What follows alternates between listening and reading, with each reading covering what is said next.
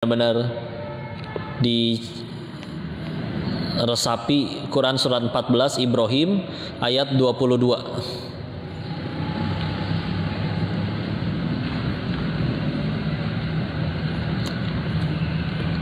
Surat ke-14 Ibrahim ayat 22. Ketemu semuanya?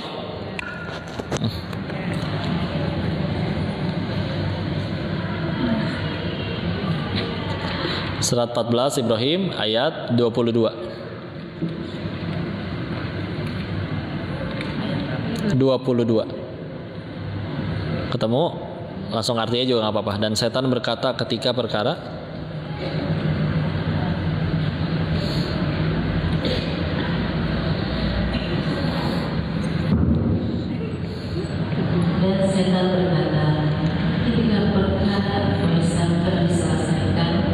sesungguhnya Allah telah menjanjikan kepadamu janji yang benar, dan aku pun telah menjanjikan kepadamu, tetapi aku menyalahinya.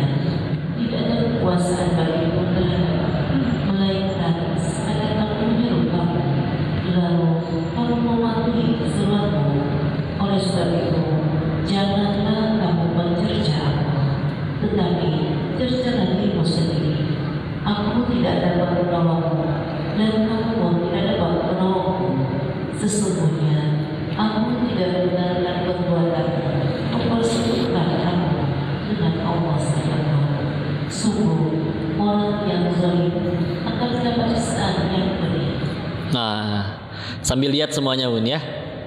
Ketemu semua ayatnya dari belakang.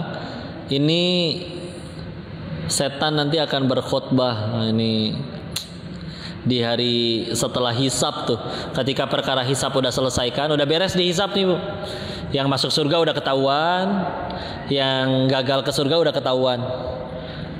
Nah ini terkhusus juga kepada orang-orang yang gagal ke surga, yang di dunianya dia mohon maaf ya, bermaksiat dan segala macam tanpa bertobat.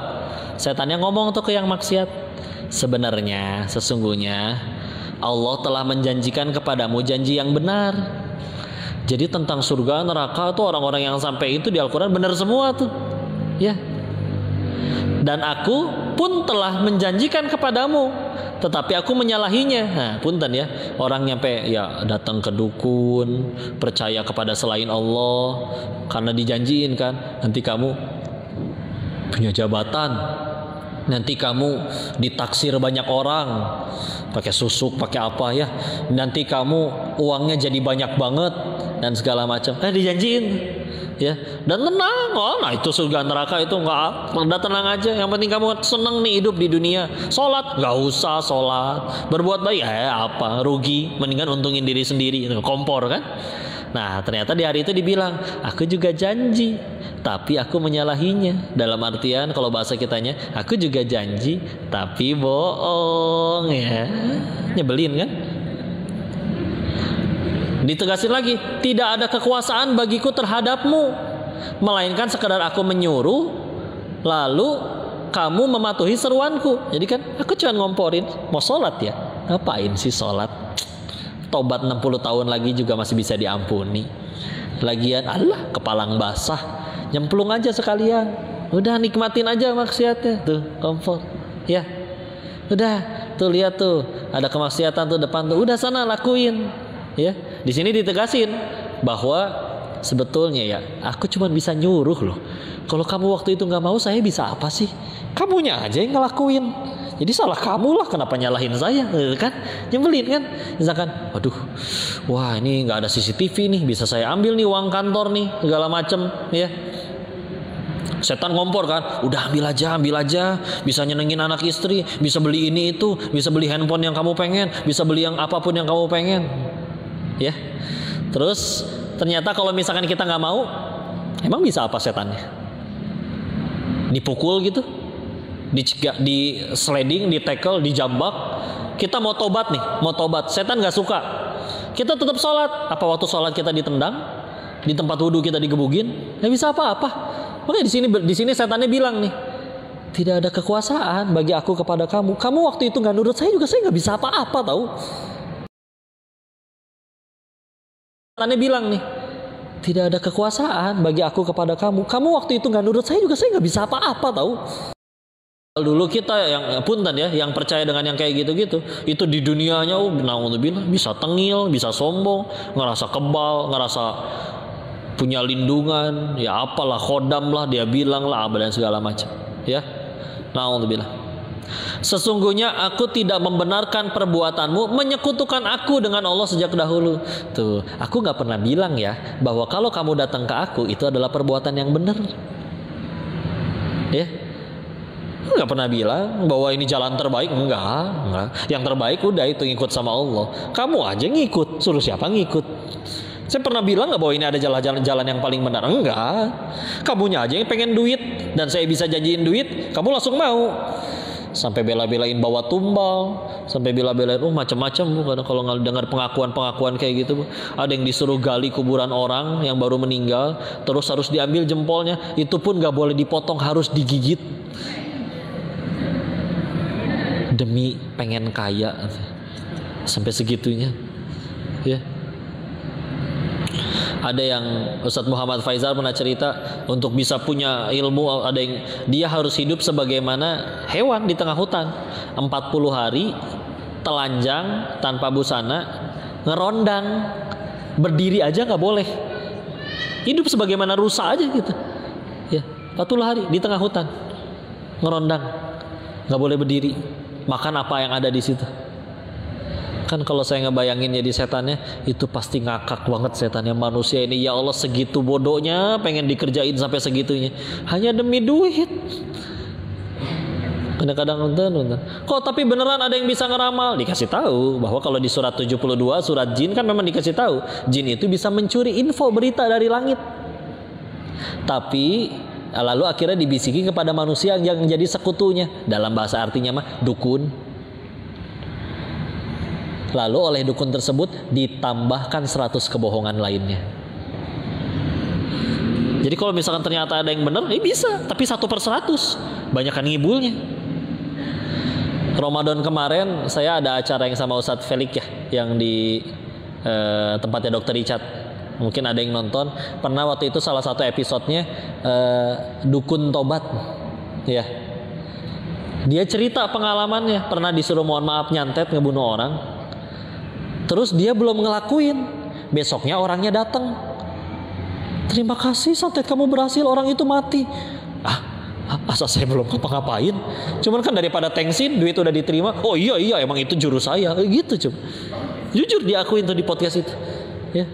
Banyak bohong ya, padahal emang ya ajalnya udah datang. Ya. Maka ditutup dengan sungguh orang yang zolim akan mendapat siksaan yang pedih. Kamu kan udah maksiat nih, syukurin bakal disiksa, pedih, kasihan deh lo, tuh kan nyebelin kan? Ya Allah, udah sama dia yang ngajak, kita yang kecemplung, giliran udah diikutin nggak bisa, sedih sekali itu mah luar biasa ya. Kenapa? Karena memang yang paling gampang digoda oleh syaitan, ya akidahnya, punten ya. Rukun Islam yang 5, sholat, zakat, puasa, syahadat, sholat, zakat, puasa, haji. Bahkan bisa dibilang kayak gini, punten. Dia sholat, dia zakat, dia puasa, bahkan dia pergi haji, tapi ternyata nggak beriman kepada Allah. Ya percaya ke dukun, percaya ke apa. Punten, bisa belum tentu laku itu sholat, zakat, puasa, haji. Ya, karena setan nggak suka kita ngaji kayak gini. Kita dapat pahala, setan nggak suka. Gimana? Setan bakal sedang mikir nih sekarang nih, gimana caranya supaya kita dari sini pahala kita hilang. Gimana? Dibisikin satu majelis kita ngerampok bank, habis ini rame-rame, gak mungkin. Terus gimana cara paling gampangnya? Akidahnya dikasih was-was. Jadi percaya kepada selain Allah. Sana ngaji silakan, sholat sesering mungkin. Tapi toko sepi, datang tuh ke mbah yang itu, katanya rame. Rusak tidak tauhidnya? Rusak tidak? Kan jadi masalah ya. Jadi sudah tidak termasuk yang tahayul punten ya.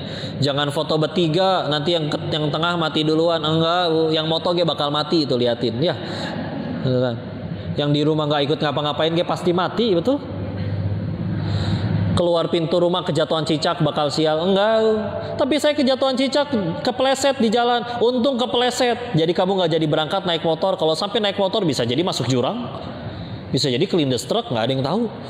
Dihindarkan dari musibah lebih besar.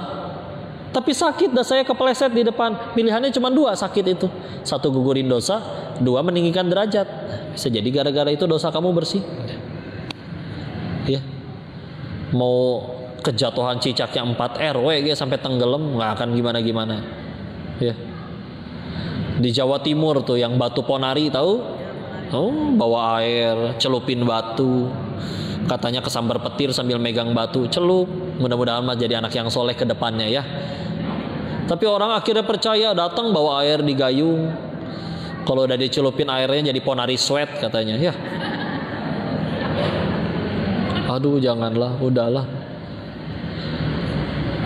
Salah satu hal yang paling penting untuk kita jaga, selain bismillah ini bunda ngejaga penampilan untuk supaya tidak terlihat aurat apa segala macam, menjaga keistiqomahan, pengen istiqomah sholat duha misalkan apa segala macam. Tapi yang juga harus paling penting dijaga iman, akidah.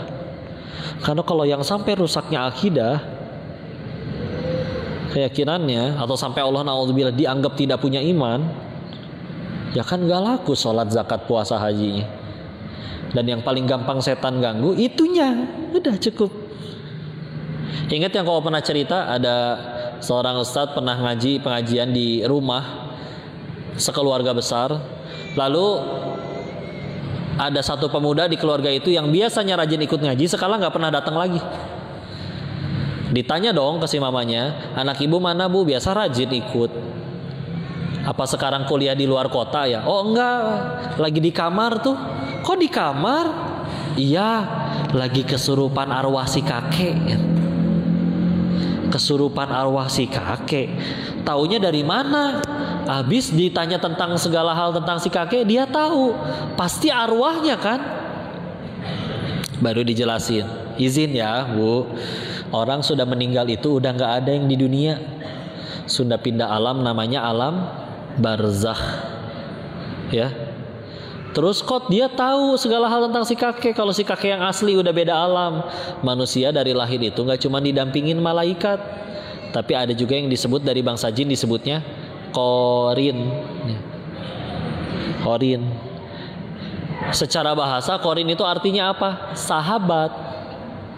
Tapi ada 14 kata untuk sahabat di dalam bahasa Arab. Sodiq ya, dan lain-lain.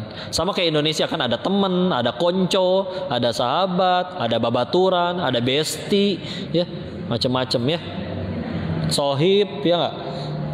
Hopeng kalau bahasa orang Hokian ya. Nah itu pun ada tingkatannya. Sedekat-dekatnya manusia sama manusia, contoh suami istri, kan gak mungkin 24 jam barengan terus, betul? Ibu suaminya di toilet lagi ngeden, ikut didukung nggak? Ayo semangat sayang, semangat, kan enggak kan? Nah, kalau Qorin dari lahir sampai meninggal nempel ikut sama manusianya. Masalahnya sesuai tadi di surat jin juga disebutin bahwa bahasa jin itu ada sama kayak manusia, ada yang nurut, ada yang tidak nurut, ada yang soleh, ada yang tidak soleh. Kalau ternyata dia tidak soleh, orangnya meninggal, gabut, gangguin aja anak cucunya. Gimana cara gangguinnya? Kayak gitu. Jadinya akhirnya keluarga itu yang tadinya kalau ada masalah sholat, sekarang kalau ada masalah nunggu si anak kesurupan arwah si kakek baru nanya arwahnya. Rusak nggak akidahnya? Tuh bahaya. Nggak usah. Zodiak nggak ada. Kalau ada yang bener kebetulan tebakan itu mah nggak ada yang nggak ada. Karena definisi dukun dalam kaidah ilmu syar'i itu jelas mengetahui perkara hal yang goib. Ya. Kalau para nabi ada yang tahu kayak gitu, dikasih tahu Allah. Ada momen-momen beliau Rasul tidak tahu apa yang akan terjadi. Dan kalau memang kebal itu disyariatkan boleh. Rasul berdarah-darah waktu perang, pernah terluka. Harusnya manusia yang paling harusnya kebal sedunia ya Rasul dong, nggak mempan peluru, nggak mempan apa. Tapi beliau pernah sakit, beliau pernah terluka di peperangan, sehingga ini juga jadi pelajaran bahwa ya luka, sakit. Dalam sudut pandang ilmu akhiratnya belum tentu jadi keburukan. Pilihannya tadi kan, kalau nggak gugurin dosa, ninggiin derajat.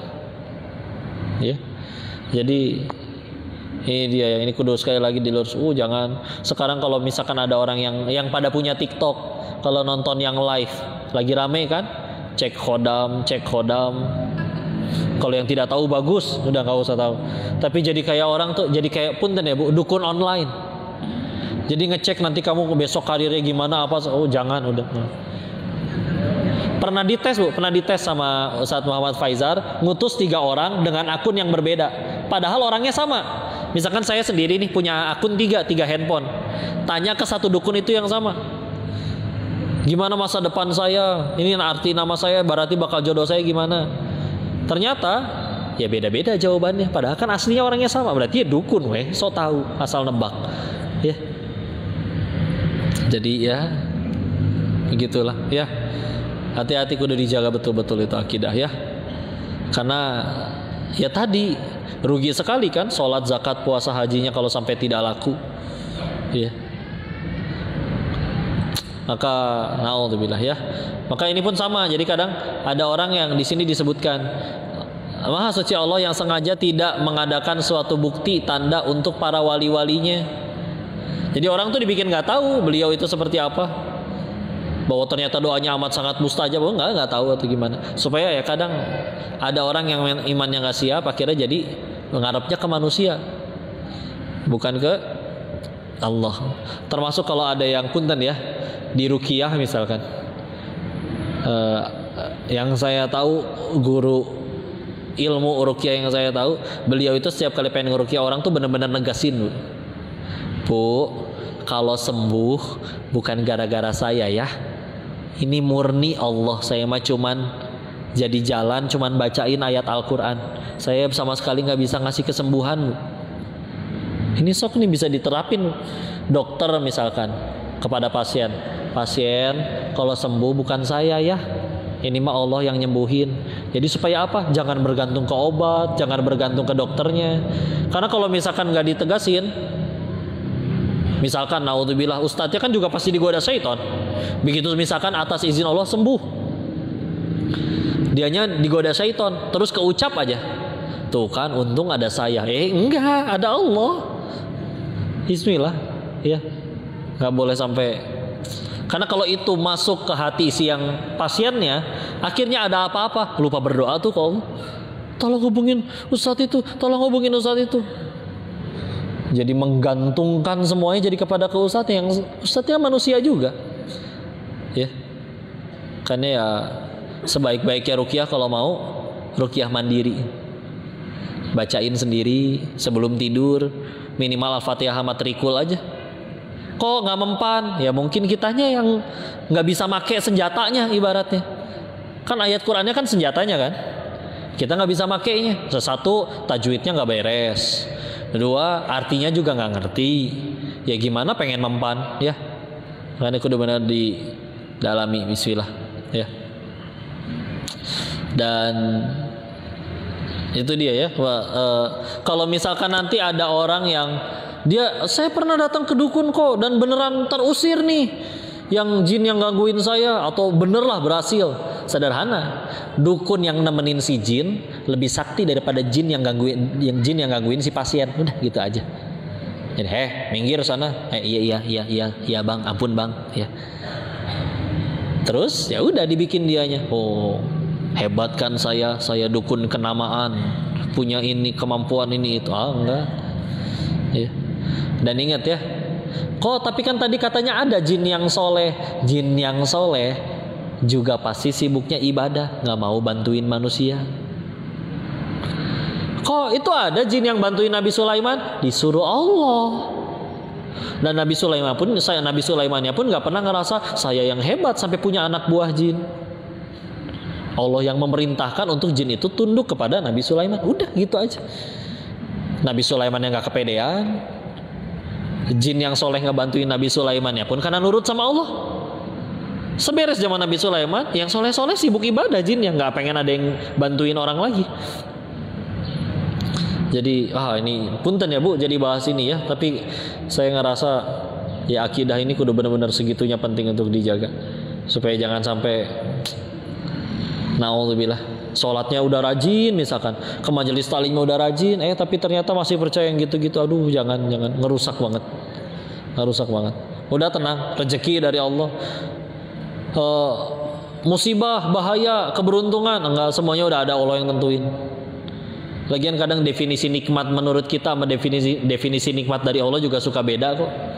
Bagi kita nikmat pas keinginan tercapai, padahal sejatinya nikmat adalah Allah dekatkan kita ke surga. Padahal dengan ngedekatin ke surganya dengan apa? Ada yang rezekinya ditahan.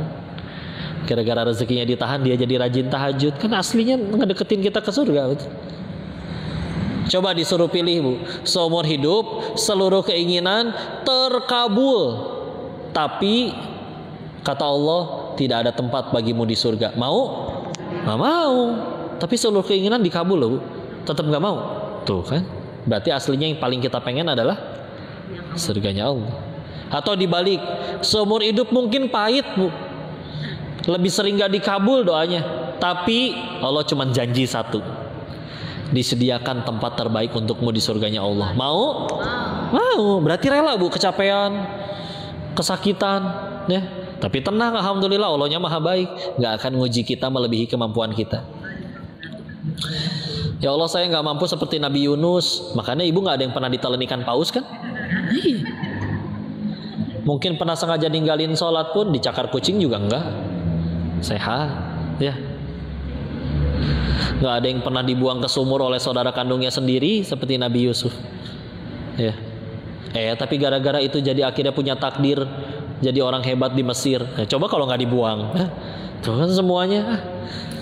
Filosofi katanya orang Indonesia tuh bagus, semuanya serba untung. Kenapa kamu jatuh? Iya nih luka kakinya, alhamdulillah bukan kepalanya. Tuh. Kenapa kamu? Motor saya hilang. Alhamdulillah saya udah turun dari motor. Kalau saya belum turun, saya pasti ikut dicolong. Gimana? Kayak cerita Kabayan, tahu ibu cerita Kabayan? Ini mah iklan ya. Kabayan beli motor baru, manggil istrinya Iteng di dalam, digerung-gerung, ngong, Teng, keluar Teng. Nanti dulu nuju masak, lagi masak. Buru ini motor teh halus. Tar dulu, dijemput ke dalam. Digandeng tangan istrinya keluar. Mana motornya? Hilang. Kata Kabayannya, alhamdulillah. Kok alhamdulillah motornya hilang? Alhamdulillah udah turun. Coba kalau belum turun, pasti ikut dicolong sama malingnya. Justru kalau ada orang yang nggak akan dicolong. Ya itu mah dagelan ya. Tapi kadang, orang kayak gitu kapan stresnya ya? Sibuk bersyukur terus ya. Ya kita bisa terapin sifat bersyukurnya aja udah terus. Ya. Ya Allah, kaki sakit, asam urat. Ya udah, syukurin paru-parunya yang sehat, syukurin jantungnya yang sehat, syukurin rahimnya yang sehat, syukurin matanya yang sehat. Dan kadang mata yang sehat itu juga kadang nggak selalu dipakai untuk kebaikan, Bu, kalau mau jujur. Kadang ngelihat yang Allah nggak suka juga, nggak langsung Allah ambil tuh. Padahal Allah punya kuasa buat ngambil saat itu juga. Ya. Lisan kadang pernah kita pakai bukan sesuatu yang baik, ya ada sesekali julid, ya gibah, ya naudzubillah. Kadang bisa lebih sering gibahnya daripada baca Qur'annya. Enggak, tuh nggak langsung dibikin jeding sama Allah. Ya. Jadi udahlah ya, semuanya dikembalikan kepada Allah, diingetin sama Allah ya. Ya. Sudah waktunya mungkin sudah cukup, insyaallah kita lumayan dapat 5 hikmah hari ini. Dan yang paling penting tujuannya sama, dari semua yang disampaikan bikin kita tambah dekat sama Allah, ingat sama Allah.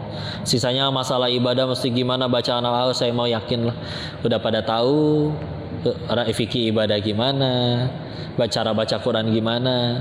Tapi kadang kan itu dia tadi, ada yang badannya fisik sholat tapi pikiran kemana-mana, hati masih sering marah, ngambek, dengki, benci dan yang lain-lain. Udah wisilah, mudah-mudahan Allah jaga kita jadi sebenar-benarnya hamba sampai husnul khotimah ya. Wallahu a'lam bishawab. Silakan dikembalikan.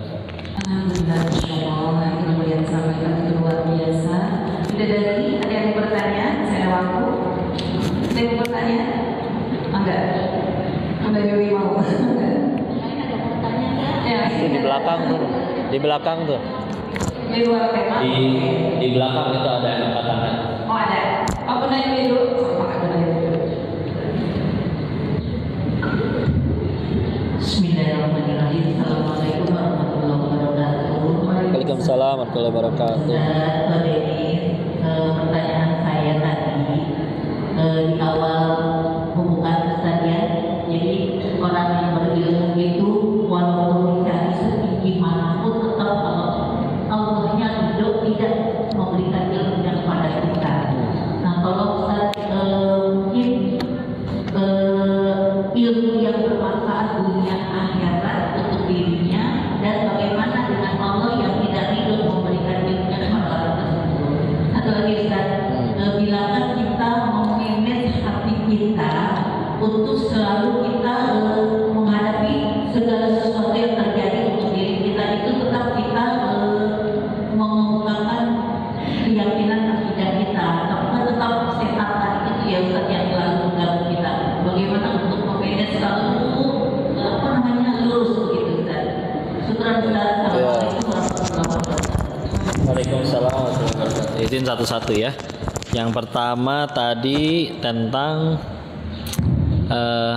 ilmu ya, aslinya tadi disebutkan yang paling berperan dalam kita menguasai suatu ilmu atau tidak, memang di situ ya ada hak Allah untuk mau nggak nitipin ilmunya. Makanya apa salah satu buktinya yang dulu di Hafiz RCTI D Naja, tahu? Iya, kemarin kita doakan ibunya beliau, ya Allahumma gfir laha warhamha wa'afiha wa'afu anha. Al-Fatihah. A'udzubillahi minasyaitonir rajim. Bismillahirrahmanirrahim. Alhamdulillahi rabbil alamin arrahmanir rahim maliki yaumiddin iyyaka na'budu wa iyyaka nasta'in ihdinas siratal mustaqim siratal ladzina an'amta 'alaihim ghairil maghdubi 'alaihim waladdallin. Amin. Baik, bismillah, dilanjutkan ya. Denaja itu dokter bu, dokter memvonis. Bahasa kedokterannya mah mohon maaf ya, ya otaknya cacat ya.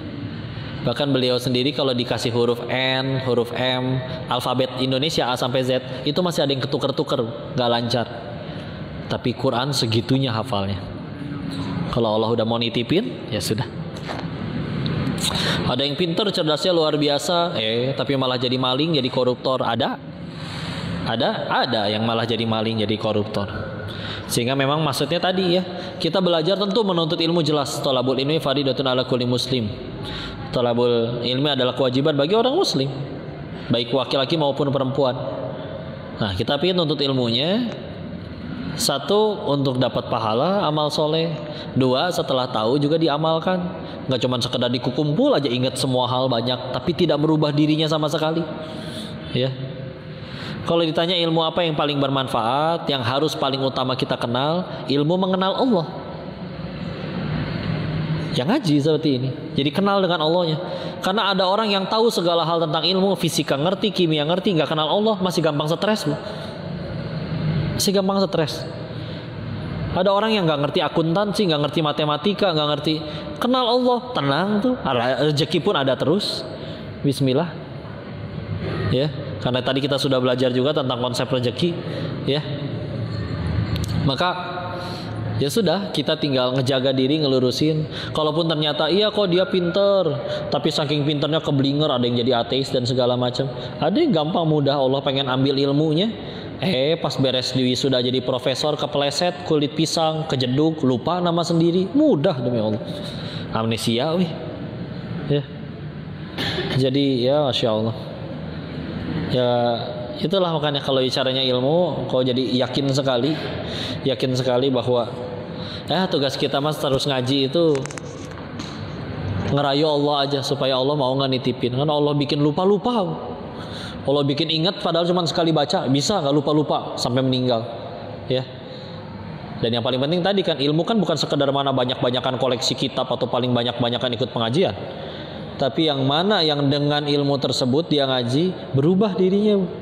Tadinya gampang ngambek jadi nggak ngambek-ngambek lagi, tadinya nggak sopan ke orang tua jadi santun, tadinya suka maksiat sekarang jadi benci kemaksiatan.